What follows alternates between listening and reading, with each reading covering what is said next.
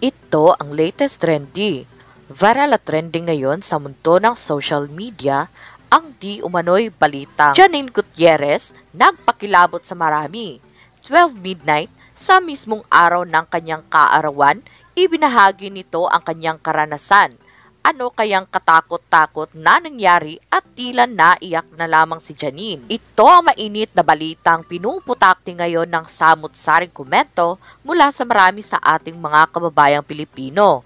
At marami nga sa kanila ngayon ang hindi napigilan ang kanilang sarili na maglabas ng kanilang hinaing at komento sa mundo ng social media. Pero bago ang lahat mga katrendy, kung hindi pa kayo nakasubscribe sa aking channel, please click subscribe and hit the notification bell para lagi kang updated sa latest trending na balitang i-upload namin. At yun na nga, viral at trending ngayon sa mundo ng social media ang di umano'y balitang nagpakilabot sa maraming netizens ang umano'y nangyari ng 12 midnight sa kaarawan mismo ng aktres na walang iba kundi si Janine Gutierrez. Hindi napigilang ibahagi ni Janine Gutierrez ang karanasan ng sumapit ang 12 midnight sa mismong araw ng kanyang birthday. Ano kayang katakot-takot na nangyari at tila naiyak na lamang si Janine? Kung matatandaan, lubos na ipinagluluksa ni Janine Gutierrez ang magkasunod na pagpano ng kanyang dalawang lola una. Ang lola niyang Asia's Queen of Songs, Pilita Corrales, na pumano sa edad na 87 noong April 12, 2025, may post ang aktres na si Janine sa kanyang Instagram noong pumano ang kanyang mamita sa ad ng aktres. It is with heavy heart that we announce the passing of our beloved mommy and mamita Pilita Corrales. Maraming tao raw ang nagpasaya ng kanyang mamita na si Pilita Corrales, hindi lamang sa pamamagitan ng pagkanta, kundi dala ng kabutihan ng kanyang puso. Dagdag ni Janine, Pilita touched the lives of many, not only with her songs, but also with her kindness and generosity. She will be remembered for her contributions to the entertainment industry, but most of all, for her love of life and family. Please join us with your prayers and kind thoughts as we celebrate our beautiful life. Makalipas ang ika-4 na araw, noong 16 ng Abril, sa kasalukuyang taon, ang isa pang lola naman ni Janine na ang national artist as superstar Nora Honor ang pumanaw. Ngunit ano kaya ang nakakakilabot na nangyari sa 12 midnight na kaarawan ni Janine?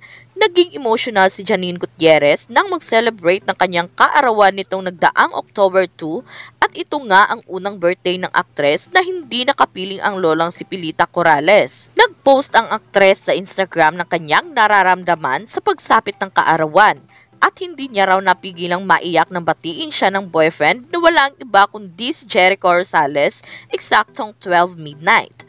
Naalala raw kasi niya ang kanyang mamita na si Pilita na palagi siyang kinakantahan ng happy birthday sa tuwing sumasapit ang kaarawan niya. We were having dinner the day before my birthday and when Echo said happy birthday because it was already midnight in Manila, out of the blue, I couldn't stop crying.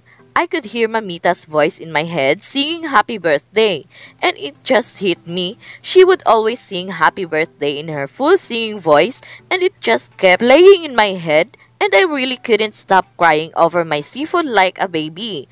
I don't know what happened, but I guess that's grief. Lahad ni Janine, nag-celebrate ng birthday sa South Africa ang aktres kasama ang kanyang boyfriend na si Jericho Rosales. Aminado rin si Janine na nag-aalangan itong ipagdiwang ang kanyang kaarawan sa ibang bansa pero tila nagpadala raw ng sinyales ang lola para ituloy ang biyahe.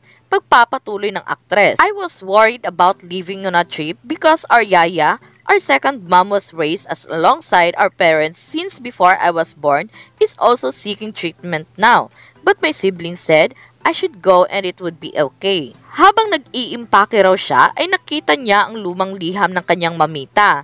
Anya, ito raw siguro yung sign from her mamita na pinapayagan siyang umalis at mag-enjoy.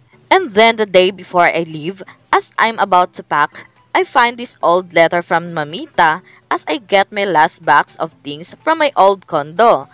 I don't even know when this was from, but I also kept crying when I found out. Cause it felt like a message from her saying I should go. Don't worry, Janine. It's been the toughest year, but I'm just filled with gratitude for everyone who's held mine and my family's hand throughout everything. Huling mensahe nga ni Janine. Life is beautiful. Just keep showing up.